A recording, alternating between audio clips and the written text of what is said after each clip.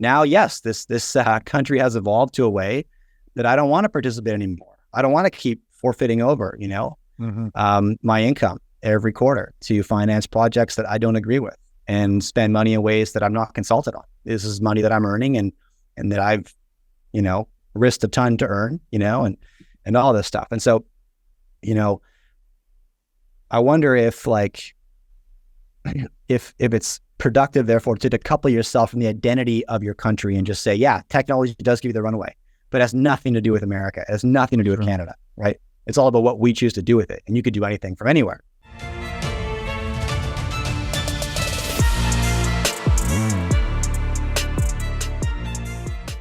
Hey everybody, welcome to the What is Money Show. I am thrilled to have you here joining me on my mission to help shine light on the corruption of money.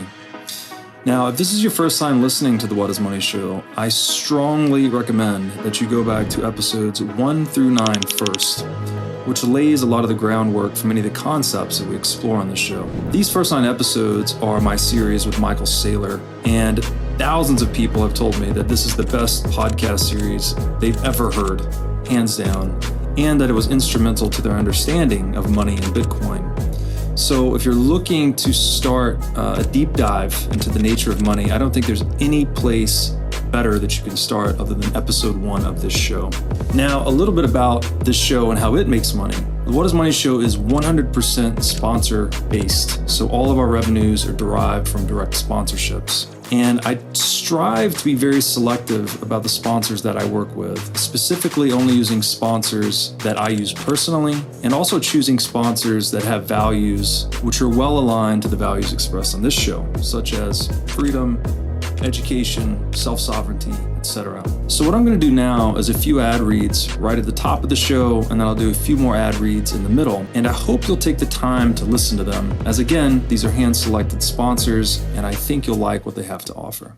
Today's podcast is brought to you by In Wolf's Clothing. Wolf is the first startup accelerator dedicated exclusively to the Bitcoin Lightning Network.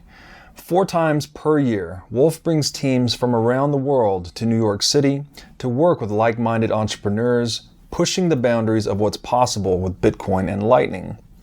The program is designed to help early-stage companies achieve product-market fit, develop their brand, secure early-stage funding, and grow businesses that help fuel the global adoption of Bitcoin. So go to wolfnyc.com to learn more about the program or apply. Again, that's WolfNYC, WOLFNYC.com. Jay Martin, welcome to the What is Money Show. Robert, it's good to be here. Great to have you on, man. It's been a while since we talked last. I think you said, June last year?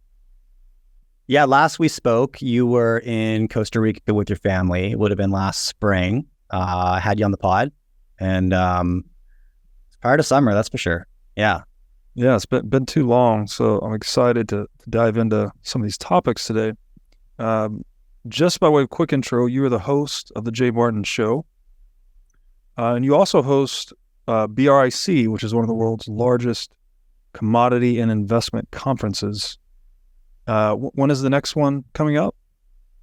It's every January. This was actually my full-time gig. Prior to 2020, I hosted investment conferences across North America.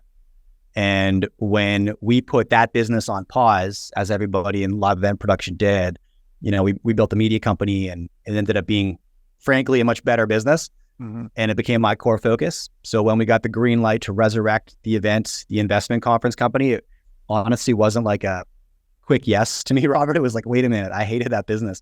So what we decided to do is just resurrect our favorite. So I throw all my weight behind one conference a year, just one flagship. It's every January in Vancouver. And now it's a business that I love again. It was a treadmill before, 8 to 11 events per year. And it was just chaos. And now it's fun. Yeah, we just, invite maybe 80 to 100 keynote speakers and jam for 2 days on macro and commodities and all kinds of stuff. That's super cool. I know events are struggle. I couldn't imagine doing 8 to 11 a year. That's a lot. It's a bad idea. So today, go ahead. Go ahead. I always got to I always get a pitch to go to a new city still every year without fail. At the end of the show, it's like, come to Miami, let's do New York, and it's tempting. And I got to revisit my journal entries and remember why I don't do that anymore and why this business is better and all that stuff, right? Yeah. It's a slippery slope. It's seductive. Scale is seductive, isn't it? For sure. I've found myself traveling a bit too much for the show this year, and I can somewhat relate, although not organizing the conferences, just going to them. But now that I go, I don't get to participate as much because I'm typically interviewing people the whole time. So interviewing speakers. So it's really changed for me. I used to enjoy the events, specifically the Bitcoin events, to interact with people, but now it's much more work than it is play. Right. Yeah. So today we're going to talk about a few things here. So we're going to talk about what's happening in the world, right? Clearly, we're going through some massive shift. I think unless you're living under a rock, it's pretty obvious things are changing and changing fast. And so we'll talk about kind of like the global shift in power that's occurring, but in the context of past global shifts in power, like past empires and the rise and fall of past empires. So what's going on right now in your view? Like, clearly things are shaken up. Trust is being lost in social institutions. There's also a new digital paradigm, right? Media is no longer centralized, top down, as we're proving right now by doing this podcast. It's much more decentralized and bottom up. Where do you see things in the world and as it pertains to this shift in global power?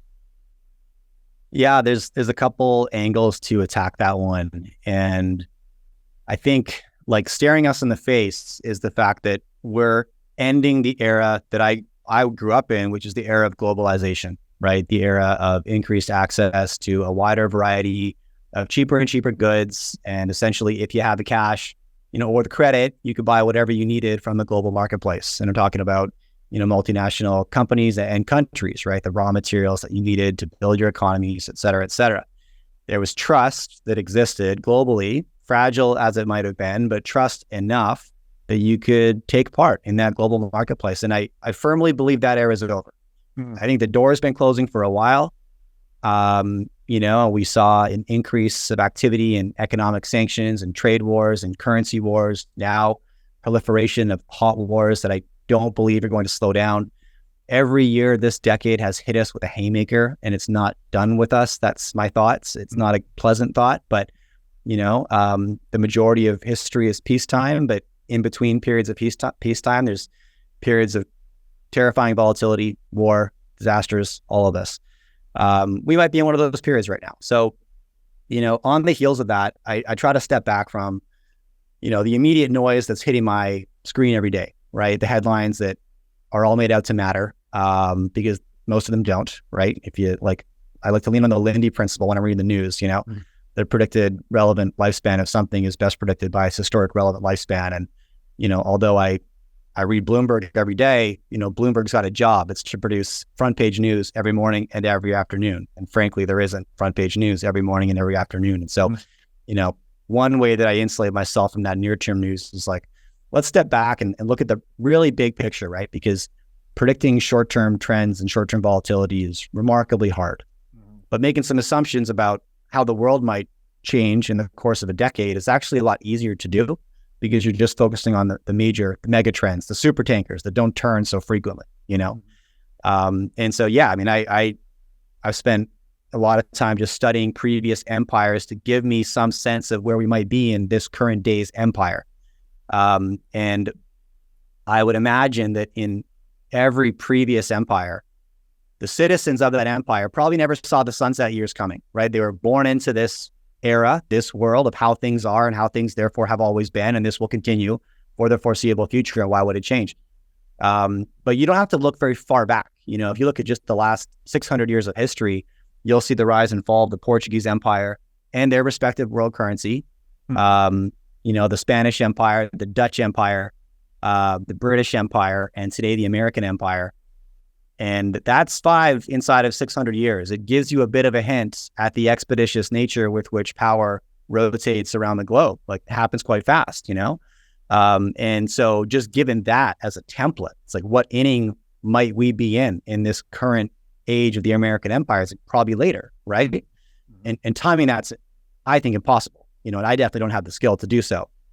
And, but, you can look at the details, what caused the rise, what caused the fall and all of this, and you'll see a very similar blueprint that occurred and it is occurring, right now, I think. And, at a super high level, it's like you have a relatively impoverished developing country that becomes highly productive. They're incentivized to become so for, a variety of reasons. And that productivity builds wealth, and wealth fuels decadence. Decadence fuels debts, and debt fuels decline. And you'll see that cycle occur again and again and again. And you can go back to the Roman Empire, you'll see the same thing, but definitely through the Portuguese, Spanish, Dutch, British, and American. And if that template gets repeated over and over again, you overlay that with where we're at today, well, we're absolutely, are we not, in the debt fuels decline age of this empire? In addition, when you see that debt fueling decline and the state becoming insolvent because they can no longer afford their bills, right? And so you always see the same activity, expansion of the money supply to try to paper over the losses. And, how we doing on that front, right?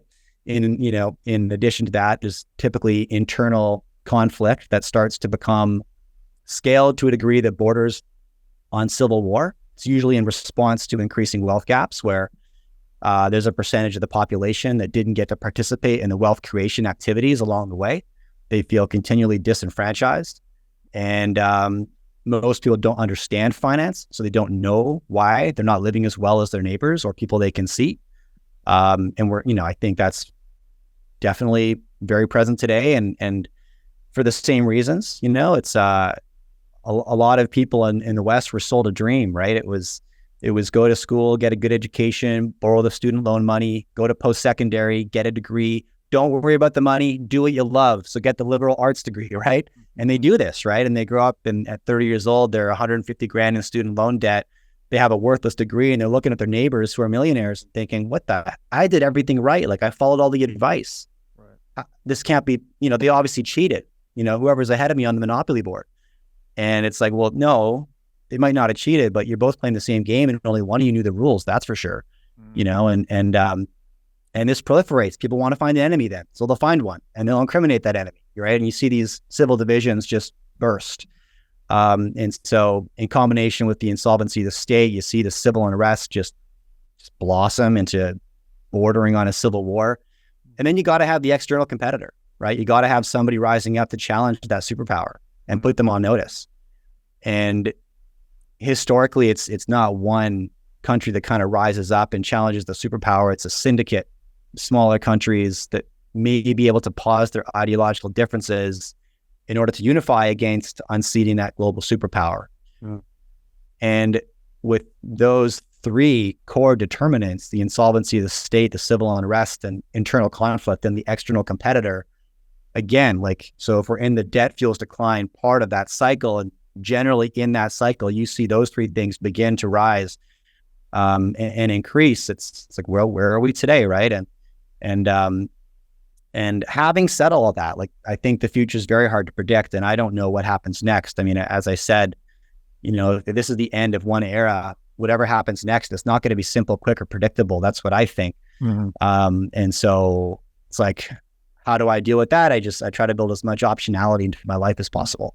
And when you don't know what's around the corner, you want to be ready for anything, right? And there's a few ways that, we could talk about that. But, at a high level, and I don't see the leadership in the West that's ready to step up and take charge in the way that someone needs to right now. I don't see that at all, unfortunately, because that would be nice. But I'm up in Canada, and our leaders got no backbone. And I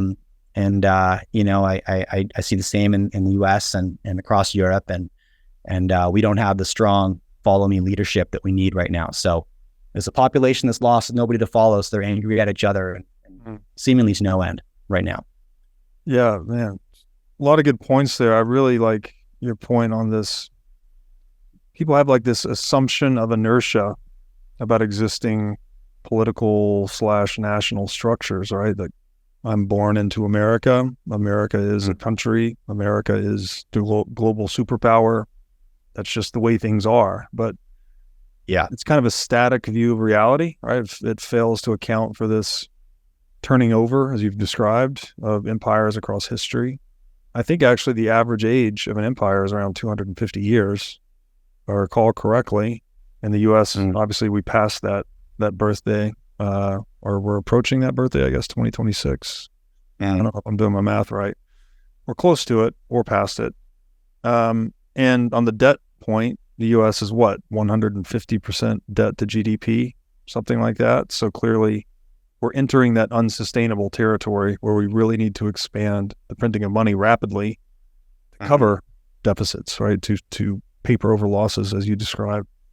So if this is happening, if this is the world we're living in, the end of globalization, let's call it, is that a direct consequence, or at least maybe not a direct consequence, is the major contributor to that the decline of the U.S. empire as kind of network security for the global trade network, right? If the U.S. is not securing global trade lanes, then global trade will obviously seize up and shrink.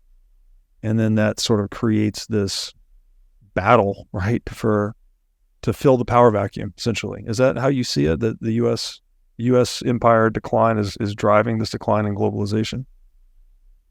I think so, because if you look at like what's supporting the American empire or the US dollar as the world reserve currency, and, a lot of people will make claims that since 1971, nothing, there's the gold standard argument that's, I think it carries water, but, I think in modern times, the currency is supported by the net asset value of a country, right? And so it's more than just one thing. It's the competitive nature of its education system, its innovation sectors, it's the strength of its military, its medical system, all of this stuff contributes, right?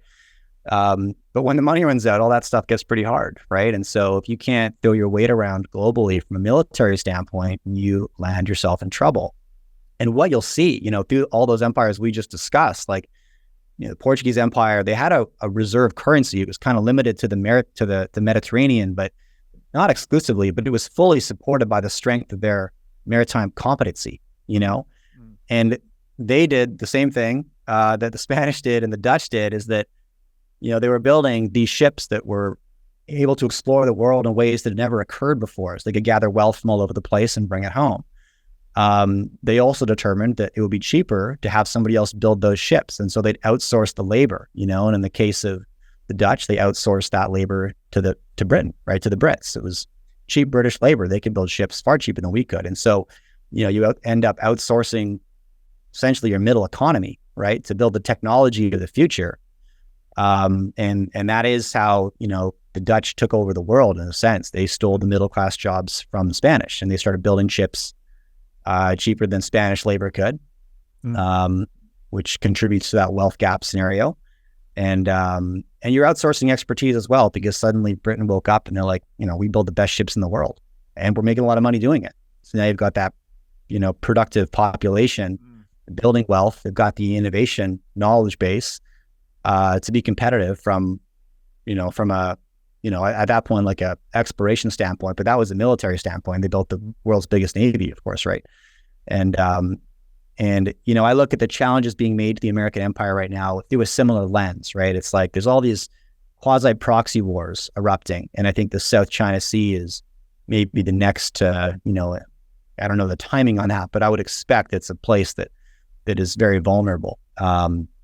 And the support for Israel, for example, like I think that timing there was extraordinarily convenient for the East because the U.S. is going bankrupt supporting Ukraine already, and whatever percentage of Americans supporting Ukrainians' war, 10 times as many will come out in favor of supporting Israel, right? And they've already been stretched, and so great way to pick off an empire is to pick little proxy fights and pick off all of his friends and essentially force that empire into battles that they just continually have to finance and fund and stretch thinner and thinner and thinner.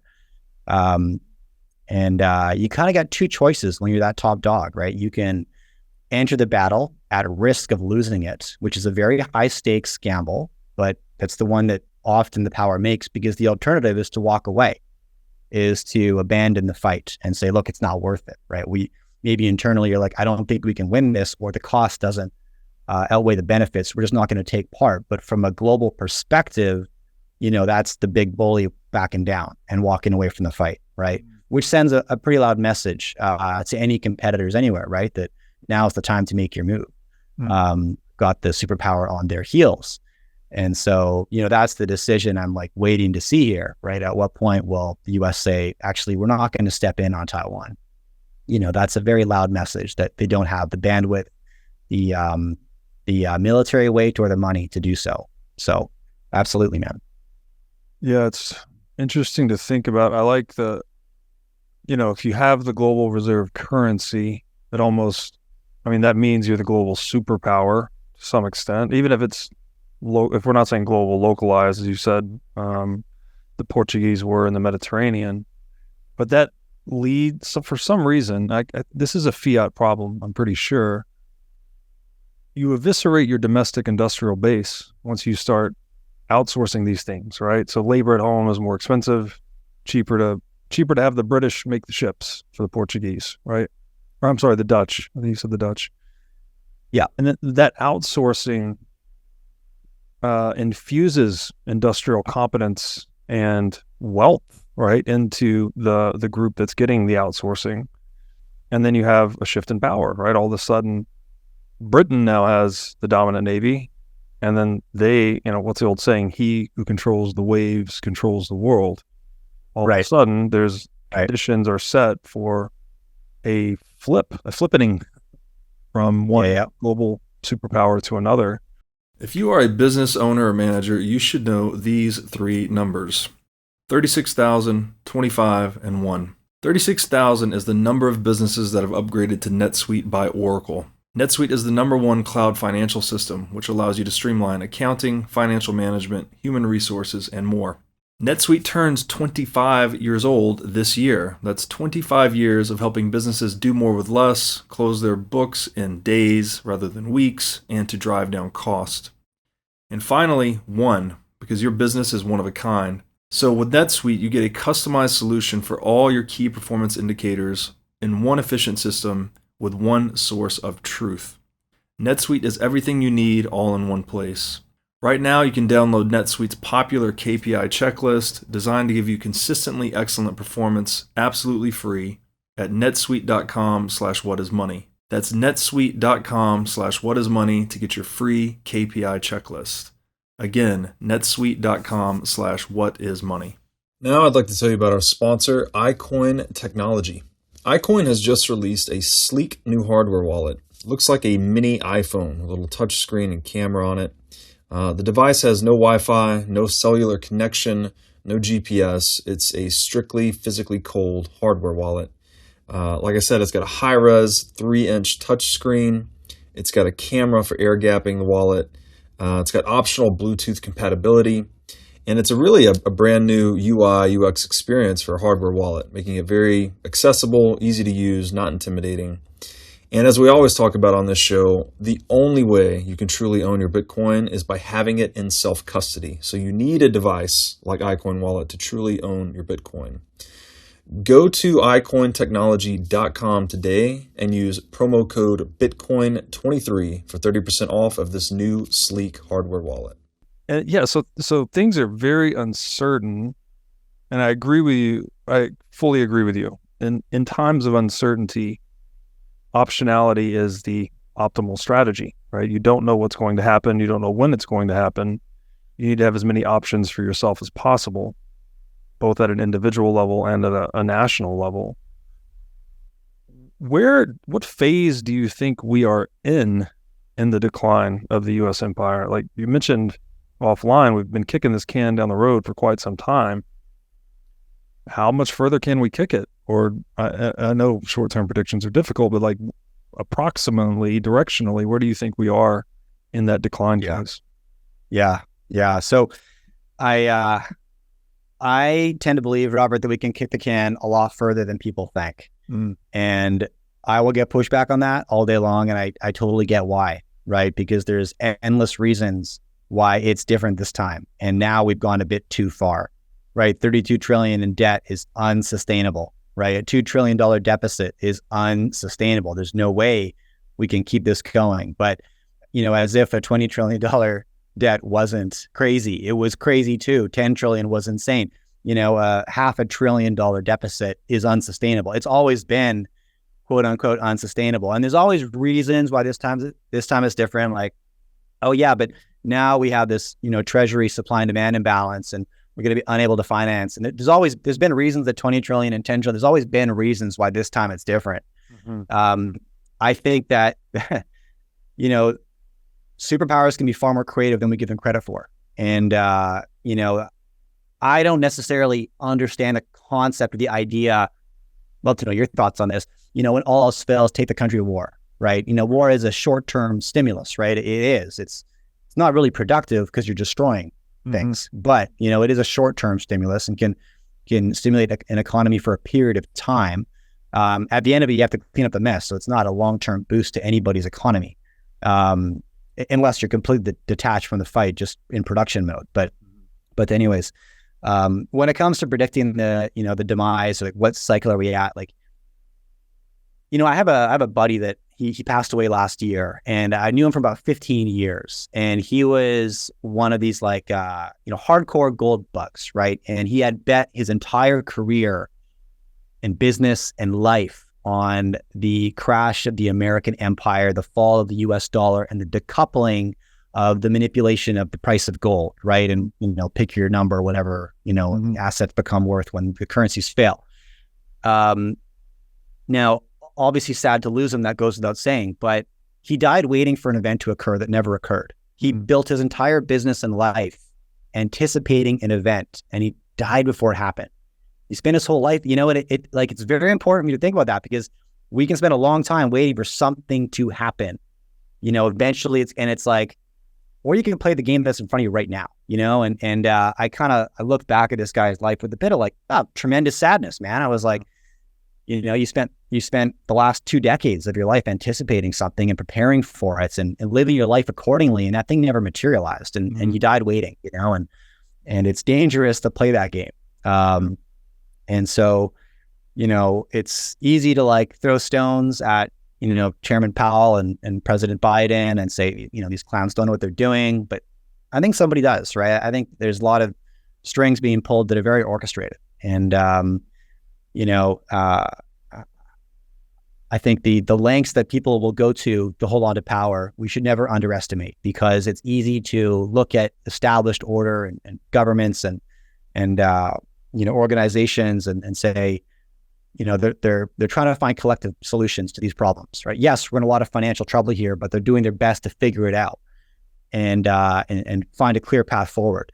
And I would just say, maybe, that'd be great if that was the case. But it's not a government body. It's one or two individuals that are just making decisions, and they're probably motivated by the same things that you or I are motivated by, which is their personal well-being, the well-being of their immediate family, right? Their career, right? They're looking to better their situation, right? They're looking for a good deal. They're looking for safety and security for themselves, and I'm just not so convinced that there's any kind of collective effort to right the ship. Yeah. So people will cling to power as long as they can. And another one of those cycles that we see, right, is we often see nations, and America didn't start this way. It's really a special case because it's an invented country that's very young. But typically the way you see order mature is you start with a monarchy, you start with a dictatorship. And often that's required to get a developing country together and unified towards one productive means. You need that kind of hardline ruler. But eventually, the wealthy merchants begin to step up and challenge that monarch or that authoritarian leader. And so you end up with the aristocracy, right? We've got a few sort of wealthy landowners, merchants, whoever, who are now governing. So you were ruled by one, now you're ruled by a few. Same thing happens though. Eventually the population rises up against the aristocrats and says, we want a piece of this pie and, a say in how things are going to be orchestrated. So then the aristocracy becomes a democracy, which eventually becomes anarchy, which, kind of get close to that. But, that's the cycle. And then you're in anarchy and you need the authoritarian leader to come back and restore order again. And often, frankly, throughout history, people vote for that dictator in those scenarios because they just want order. right? When democracy eventually crumbles and you end up with anarchy, people become quite scared and they gravitate towards a strong leader. We need someone to lead us and show us the way forward, right? Because, a lot of people just want life to be that simple, right? They want to be shown the way, led, right? And you end up back at the beginning of the cycle. Yeah. So, America's a unique case, right? Because it didn't start like that. It was an invented nation with no history, which is super cool. And I think that's one of the reasons that I'm a bit more bullish on the American empire is just because of the origin story, right? You're not anchored by thousands of years of history, and pros and cons to that, right? You were just saying, like, what's the life cycle of an empire and where are we at in the American empire and all this? I think that can cripple a lot of Westerners, specifically like Americans and Canadians. I'm dual citizen. We're in Canada, but spend a lot of time in the US. But because we have this view of history that is attached to the length of time our countries have existed. I mean, Canada, US, it's a couple hundred years. And so we tend to look at the world through the lens of a couple hundred years of history, which makes us an outlier from a lot of Europeans and Asians who have, a couple thousand years of history to lean on to define who they are and therefore whose land belongs to who and all of this stuff. It's like, but you can't predict the end, man. But you can take steps to prepare when you don't know what's around the corner. And I think still participate in the upside of today, and I think that's really important for people to recognize, because the doom and gloom narratives, like, they're so seductive, aren't they? I mean, they suck you in. It's like the end of days headlines, they get you, and people that forecast that never actually have to be right. They just have to be early. And so it's a good business to be in, so be wary of those individuals, right? I know we knew a bunch of them. So I'm always a bit cautious around those predictions. Yeah, I think it's a really good point on this cycle of everyone kind of competing for access to the spigot of stolen goods, right? The spigot of theft. So the state, right? It's stealing from people through taxation, through inflation. Maybe initially that's the monarch or the authoritarian, and then eventually the aristocrats say, hey, I want a piece of the action. So they, political reform, sort of, you go from rule by one to rule by a few, and then eventually the population, hey, I want a piece of the action too. There's some quote, I don't know who said it, but said, the death of democracy is when people realize they can vote themselves free money, right? That you can cast this vote to get access to whatever the government is stealing. And that really, and this is the root. I really believe, that's why we talk about this on the show a lot. I think this is the root, like the root problem is that we are stealing from one another in an institutionalized, systematic way. And so there's a huge incentive to try to get as close to that spigot as possible. There's another great quote I like on this too, that every public election is an advanced auction on stolen goods, right? Like the guy's just trying to get in office so he can cut deals for himself to benefit himself and his friends and his family. They're not going into statism to be on a moral crusade to save the country. Like, I think there's a lot of platitudes, a lot of patriotic bullshit, but at the end of the day, they're just trying to get ahead like everyone else. And yes.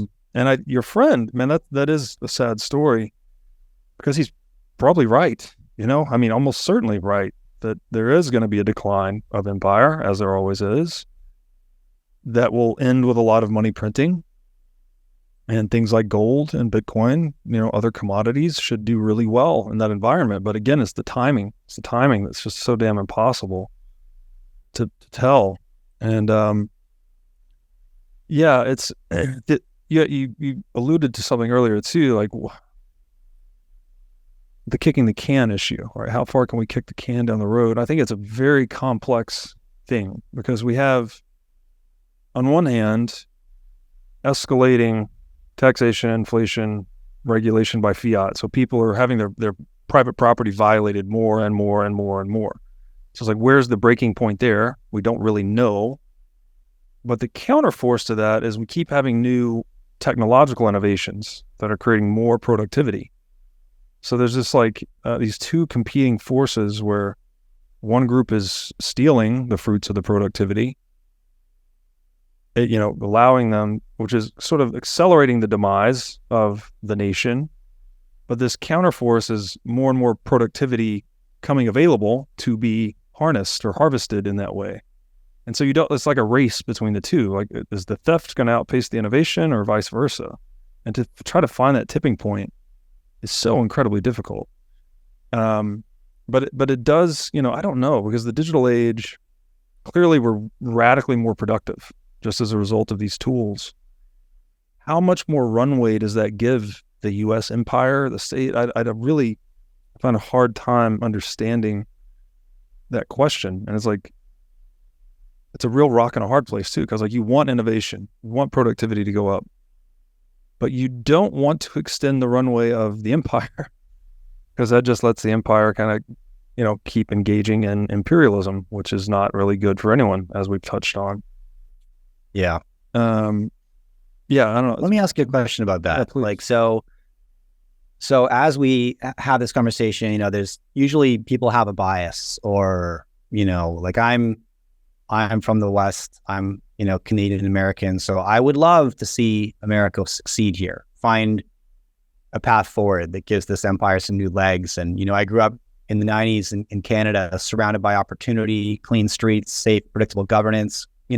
My life is what it is because of where I was born and when, surrounded by opportunity and choice and freedom. And I would love for my kids to have that as well, wherever we have to go, And so I would love to see that movie continue to play out in America so we can participate.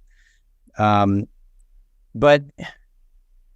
maybe we can do that anyways, and so as you're saying, like, does technology give us a runway? Well, I think it gives me a runway, it gives you a runway. And it gives everybody a runway should they choose to hop on it. But you don't have to attach that runway to the place that you're from and the place that you're born. That's right. And I actually get a lot of hate for this. I don't know, I'm not a patriotic person, Robert. Like, I've never really felt proud of being Canadian, for example. I feel lucky. I feel really fortunate. Don't get me wrong. I feel very blessed. But I'm proud of things that I've accomplished, right? I'm proud of the businesses I've built. I'm proud of my kids. I'm proud of competition in sport, these things, right? But I had nothing to do with drawing the lines around this continent. So why would I feel proud of that? And so if, we've existed in this system, though, that's rewarded individualistic ambition, then aren't the ambitious individuals going to pick up and leave when the situation doesn't suit them any longer? Like, do I feel...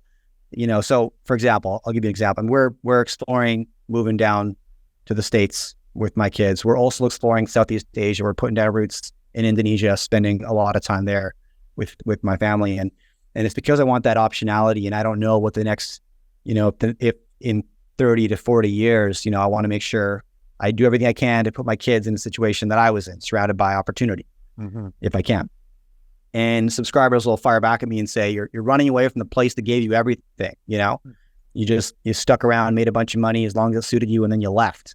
And I kind of push back on that, and I say, well, no, like, I've built 3 businesses here. I've employed over 100 people, paid an obscene amount of taxes, right? I feel like I've given a lot, right? And now, yes, this country has evolved to a way that I don't want to participate anymore. I don't want to keep forfeiting over, my income every quarter to finance projects that I don't agree with and spend money in ways that I'm not consulted on. This is money that I'm earning and that I've, risked a ton to earn, and all this stuff. And so, I wonder if if it's productive, therefore, to decouple yourself from the identity of your country and just say, yeah, technology does give you the runaway, but it has nothing to do with America. It has nothing to do with Canada, right? It's all about what we choose to do with it. And you could do anything from anywhere. I mean, maybe that is the new age, right? Like, the new age is always hard to predict. Yes. Right? You think like the next empire is going to be next because of America, see this shining sea. It's going to be another big country. But, Portugal's not a big country, right? Neither is Holland, neither is Britain, right? These aren't countries that if you looked at the map, you're like, oh yeah, they're definitely empire material, right? Like, yeah, they're sort of insignificant on the map, right? And so, the next stage is always hard to predict. And it's very likely that like the next stage is something completely different than we've ever seen before. And isn't that exciting, right? So what do you think about that? Yeah, no, I agree with you. First of all, like, I'm born in America. I feel very fortunate, but I'm not patriotic about being an American. I don't think that again, that sort of collectivist thinking doesn't make sense to me, right? The world is comprised of individuals, not economic aggregates, So like, it's an easy mental shortcut to think like, oh, what is America going to do? What is China going to do? What is Russia going to do? But that betrays, it's a lower resolution depiction of reality. The high resolution depiction is it's a bunch of individuals interacting. So if you're not going to embrace, again, in times of great uncertainty, if you're not going to embrace the options that are available to you, right, which largely for us are digital tools, technologies, these options that we can have, right? We can now, with Bitcoin, you can hold your savings outside of the system, right? And something that can be inflated, corrupted, stopped, etc. You can get multiple passports, right? There's all this jurisdictional arbitrage. Multi-flag theory is the term being thrown around now. You can have residence and or citizenship in multiple places so that if one country starts to spiral downward more quickly, well, then you have plan B, C, D, etc. And I don't think there's anything wrong with that. I would not appreciate someone moralizing me about that. And I think you need to delaminate the nation from the nation state. Like, it's one thing to be, I guess, I may be proud to be American in the sense that we were founded as a constitutional republic, a very decentralized governance model that created a lot of success. Life, liberty, and the pursuit of happiness. I do think we messed up by swapping out property for the pursuit of happiness. From the Magna Carta, it was life, liberty, and inviolable property. Those things are the most important thing, really the only thing that a government should do is to preserve those three things. Happiness is just way more ephemeral. Like, what does that even mean? How does a government render happiness? I just have an issue with that. So in one sense, it's like, I'm proud of the nation, the people, what we've done, what we've accomplished, but the state that's developed, right? This centralized, federalized state, I don't agree with at all, right? It's the opposite ethos, actually, of how the U.S. was founded. It was founded to be a constitutional republic. Now we proclaim ourselves as a democracy, and we drop bombs on people in the name of democracy. Like, it's utterly insane, frankly. Yeah. And so I think that's a really useful way to look at it is, you can be, the nation is the people, right? What they've done, their history, their culture, their accomplishments. The state, though, is this administrative coercive layer that I don't think they have to be commingled. I think you can look at one separate from the other. So when you're saying, hey, I want to leave Canada and diversify my options, passports, residencies, businesses abroad, no, you're not doing anything wrong. Like, what does that mean? You're not submitting to the authority of the state that you're from? Fuck that, right? You're free. You're embracing the tools and technologies that give you that freedom. So I reject that. I reject the entire premise of that argument, essentially. So I think, this is what people need to do. I guess if the bigger trend in my mind is we're moving out of the industrial age into the digital age. The example I like to use is if you were talking to someone in the agricultural age about the features of the industrial age, we have steel, we have skyscrapers, we have airplanes, we have nuclear power, the person in the agricultural age would not even understand. They wouldn't even have the language to comprehend what you were saying to them. Right. Say these things and they would just be like glassy-eyed. Like, what are you talking about? If we are moving, if this is actually the shift of an age from the industrial age into the digital age, then the digital age is going to look wholly different than what we're accustomed to, right? We don't even have the language to describe the features of the world we're moving into. So I think you just have to embrace that as reality, right? As you said, with these ages have changed over time. The empires have turned over time. And if you turn a blind eye to that, I just think you're doing yourself and your family and your loved ones a disservice. Yeah, 100%. And, it gets back to that concept of like personal sovereignty, call it, but it's like, it's accepting that nobody has your back. That's right. It turns out that's great news because it puts you in the driver's seat, right? And allows you to be accountable for everything. Yes. you know, if you can travel the world with a little one, if I can go put down roots in Indonesia with 3 little boys, like nothing's stopping anybody, man. Like it's right there for you, right? Yes. Go build out that optionality and take part, right? Absolutely, man. And there's some 100%. humility encoded in that, right? That, you know, unlike, I don't want to, like, God rest your friend's soul, not to pick on him, but like, don't put all your eggs in one basket, right? It's have the humility to, I have a thesis, but I don't know. Even if I'm right, I might not be right on timing, probably not right on timing, actually. And so what do you think we can learn from all of this? Like what can we learn about this historical turnover of empire, this historical turnover of technological ages? What can we take from the lessons of history and apply to our lives today going forward? Love that, man. You know, so 2 things I take from it, Robert. One would be, you know, at that sort of bigger picture, macro geopolitical level, so much of this is the movie's just going to be played, and I've got no control over how that movie is played. And I can feel a certain way. I can feel really strongly about how I want things to go. But history is going to continue to charge forward and repeat itself. And we're going to continue to make the same mistakes because we need to learn lessons the hard way. We can study history. I can read business books. I still have to hire the wrong people to figure it out, man. Like there's no shortcuts to life, you know? Right. And you know, it was like, what was it? In 146 BC, Scipio Aemilianus was standing over, his Roman proconsul, was standing over the city of Carthage right after Rome had conquered North Africa, Spain, and Greece. And this was kind of the event that like solidified them as the real hegemony in the Mediterranean. And as he was watching Carthage burn, and Carthage at that point in time was one of the most powerful and affluent cities that the world had ever seen. It was a city that should never fall, you know, and through siege and force, the Romans, you know, demolished it and then burnt it to the ground. And the story goes that as Aemilianus was watching Carthage burn, he started to cry. And his buddy asked him, you know, why are you crying? This is the greatest thing that any Roman could ask for. And he said, well, you know, I can't help but feel that one day the same fate will fall my people. And then, as the legend goes, he quoted Homer from 700 years earlier, who said, one day Troy shall perish and Priam and his people shall be slain. And it's the same thing, right? It's like, we just it's going to keep happening, man. Like it's out of our control. The roller coaster's moving. And that's kind of liberating because it takes meaning out of a lot of this for me, and not to sound like nihilistic or whatever, but you know, our actions are often controlled by what does this say about me? You know, what does this mean?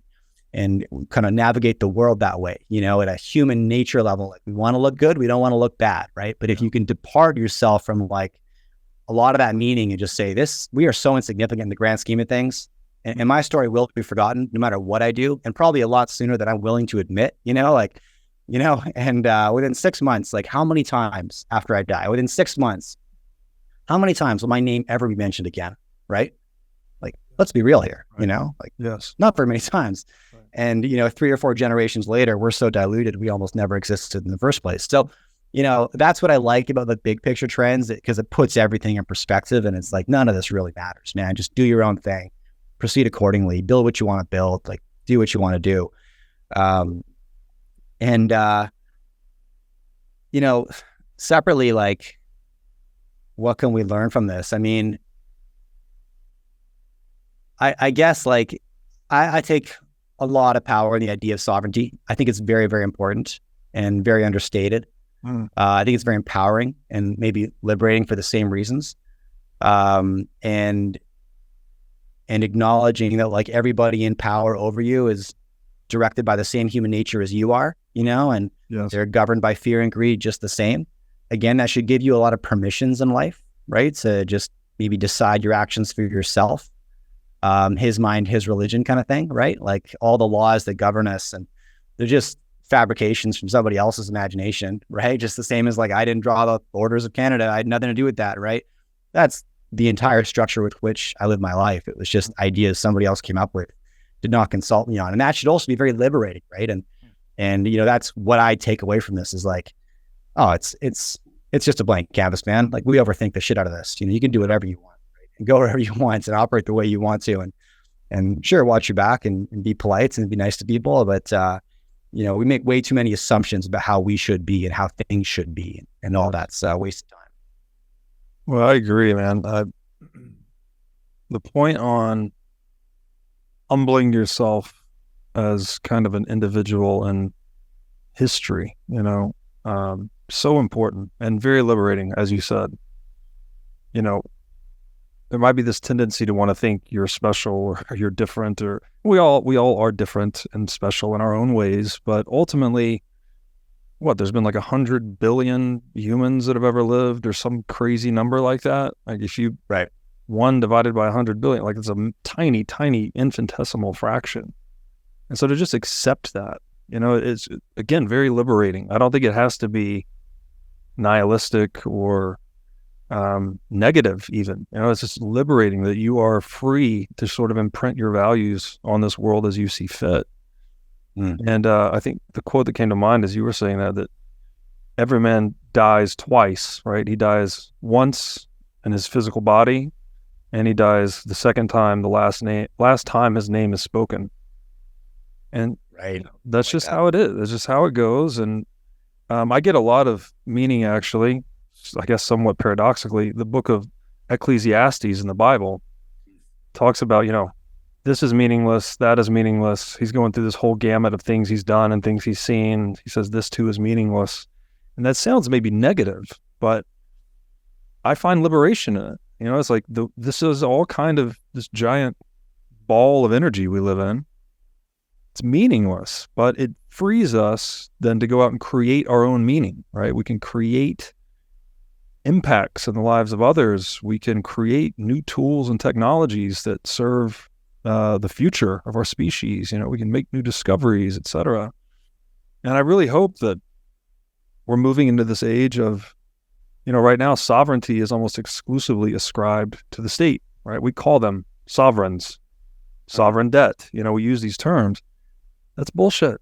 That's bullshit, right? States are not sovereign. They're not free to act as they see fit. I don't agree with that. I think individuals are sovereign, right? And that idea really is the cornerstone of Western civilization, that the sovereignty of the individual supersedes the sovereignty of the state. Now, we've gotten far away from that, but that was the idea that got us here.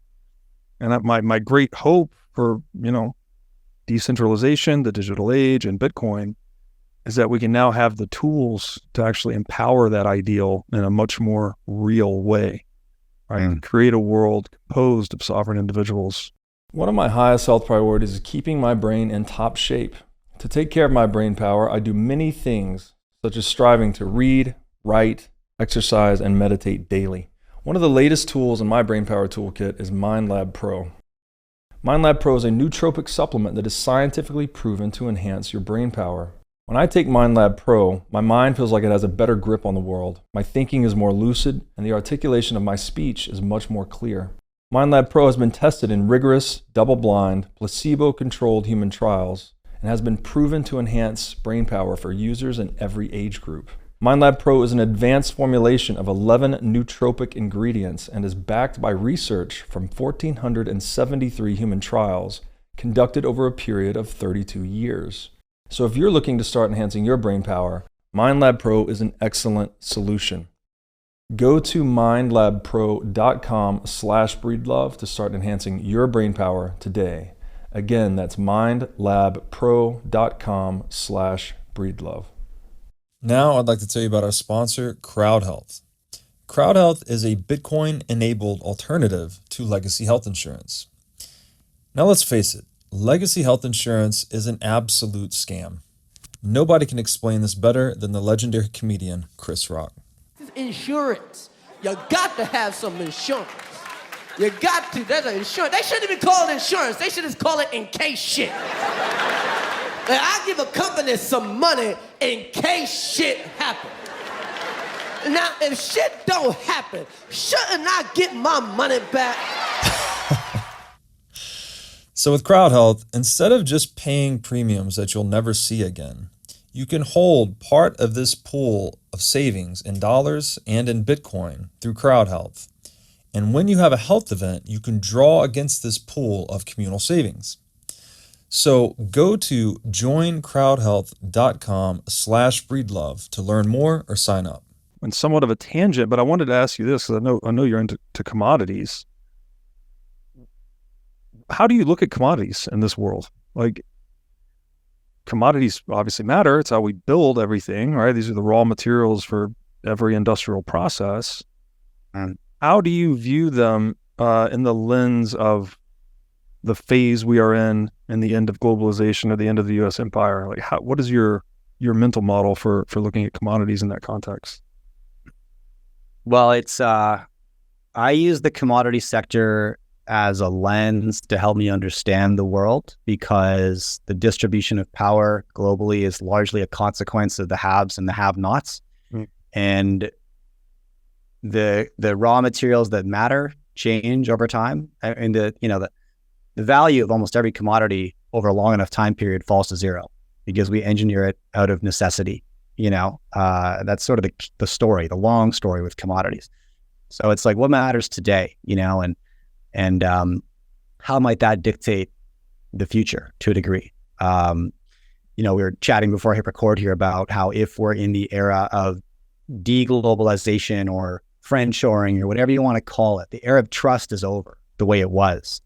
And as a consequence, I think countries are going to be a lot more guarded with the raw materials they have access to and who they're willing to share those with and under what terms, and we're seeing deals like Russia selling natural gas to China at half the cost they're willing to sell to Europe, because that's their ace, man. They're going to weaponize that. Of course they are, right? The same as the United States weaponizes their currency. That's kind of it, right?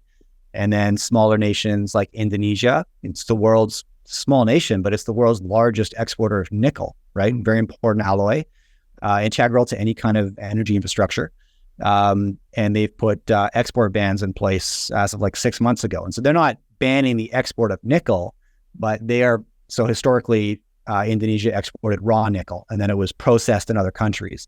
And they're just owning more of that supply chains. They're no longer exporting raw nickel. Now they're exporting processed nickel. So they built the plants in country, which has amplified their nickel revenues by like 30 times. But obviously their gain is somebody else's expense. So there's like a lot of conflict occurring in response to this, right? And everybody from China, United States, Europe, they've all approached the World Trade Organization and saying, this is unfair, right? We can't let Indo do this.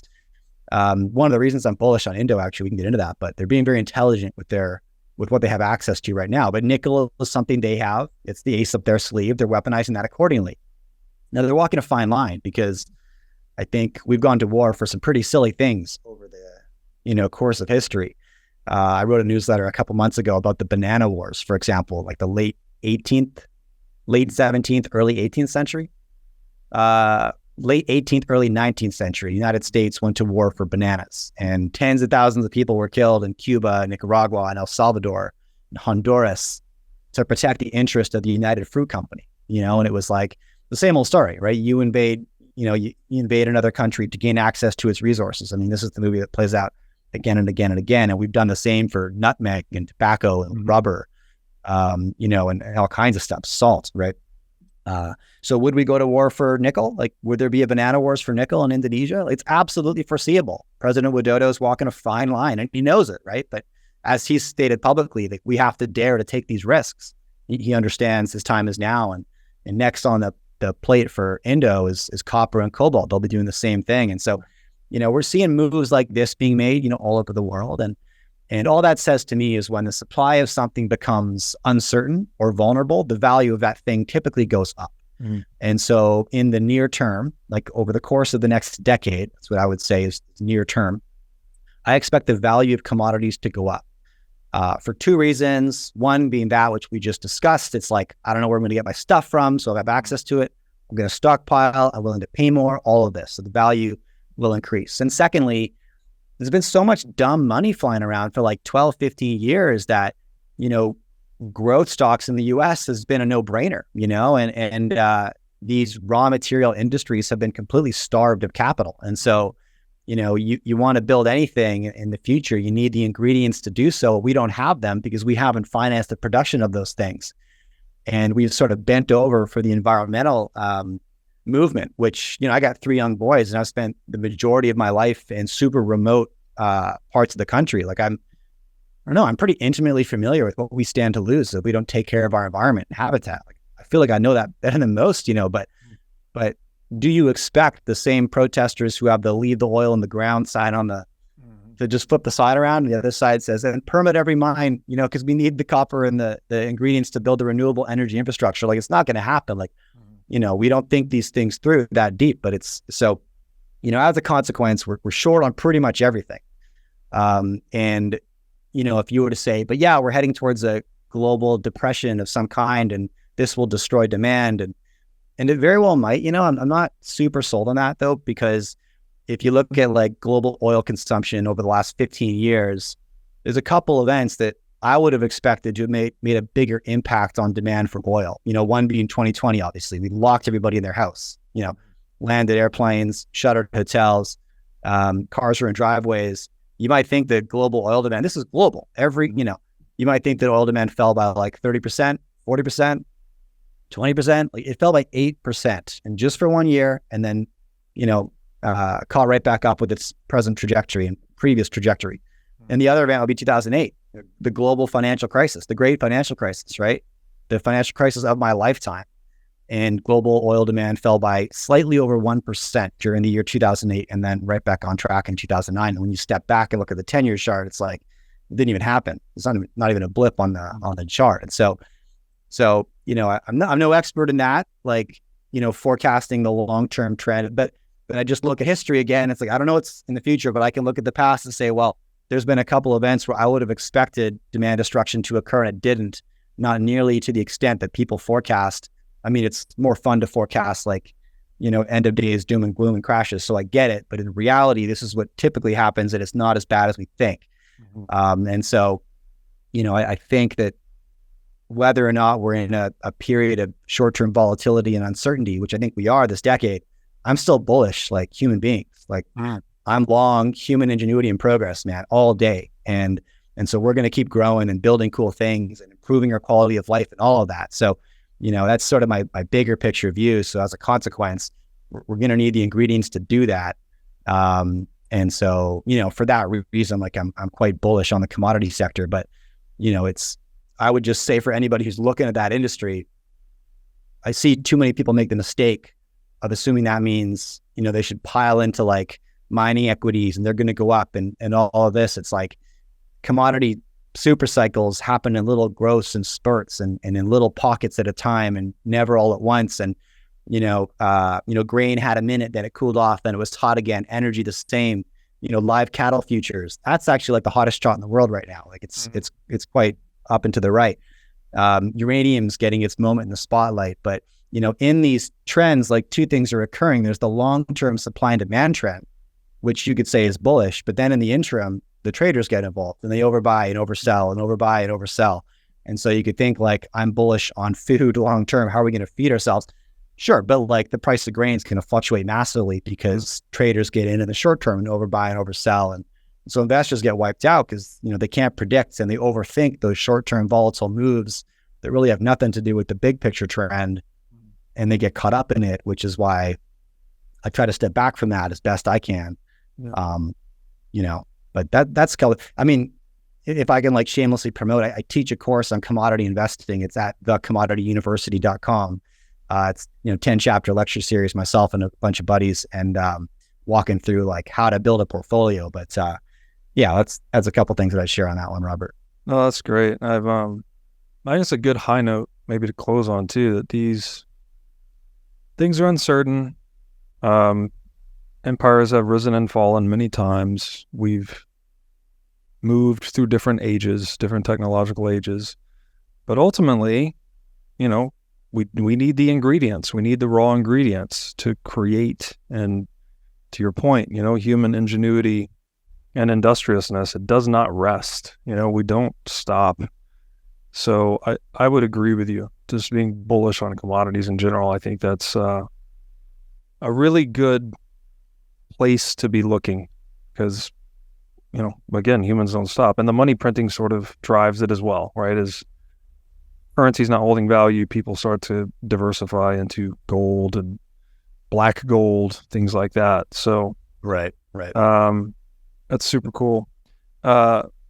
Jay, man, this has been a very fun conversation. I think we covered quite a bit of ground.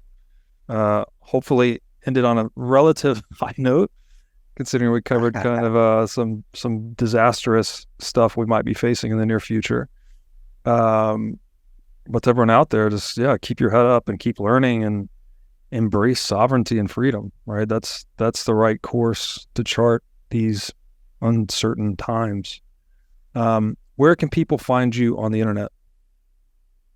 Not hard to find. So it's the Jay Martin Show is my my podcast. It's wherever you download your podcasts, and on YouTube are there as well. I publish a weekly newsletter on Substack. It's just called Jay Martin Letter, real original. And then my current project I'm quite fired up about is the Commodity University. It's thecommodityuniversity.com. Easy to find for anybody who's looking. Like, we start with basic principles and fundamentals. Now, I don't know if you find this now, but it's like anywhere in finance, any bucket, people are often intimidated to ask beginner questions. They don't want to look like the rookie in the room, and so they'll pretend they understand things they don't, and maybe make assumptions about things they are kind of muddy on. And so we really peel this back to like fundamentals. The first chapter is literally, what is a commodity? And by chapter 10, it's portfolio construction, but everything in the middle. And these conversations often go to dark places, don't they? And it's kind of like, well, we want to end there. It's kind of dire, right? But I think we're both simultaneously very aligned that, two things are happening. Number one, there's always shorter, volatile periods between longer periods of peace, prosperity, and growth. I mean, that is the mega trend over the course of, multiple centuries. And those dark periods are usually a fraction of the light periods.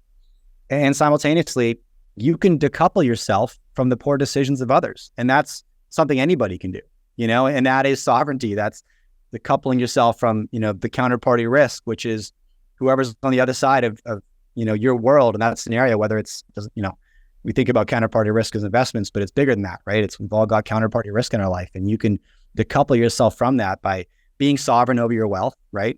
And being sovereign over your family decisions, being sovereign over the education of your kids, being sovereign over your health, and your nutrition. Like, man, it doesn't stop, and you can take it anywhere. It's very important to do so. So sometimes a dark conversation, but I'm actually very optimistic about the future.